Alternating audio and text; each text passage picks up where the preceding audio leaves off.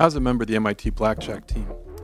The movie 21 is loosely based on the team, but I was on the team in the 80s and the movie took place in the 90s. The movie made it sound glamorous, but playing blackjack professionally is mostly a grind. You have these hours of placing small bets, and then in the middle you have some small moments where you make big bets and your adrenaline's racing.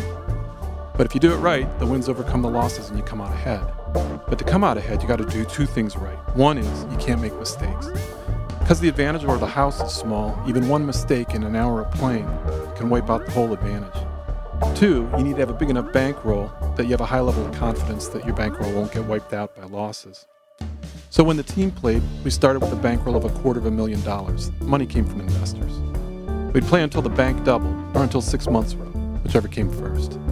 While I was on the team, one bank ended up even after 6 months. We didn't win or lose. And the other two doubled in a month or two.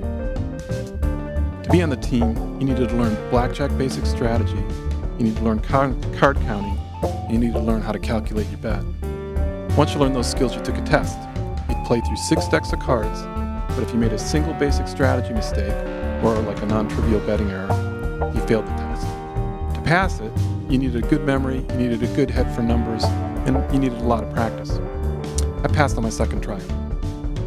It was strange playing in Atlantic City. We'd go for a weekend, and we'd spend almost every waking hour playing in the various casinos there.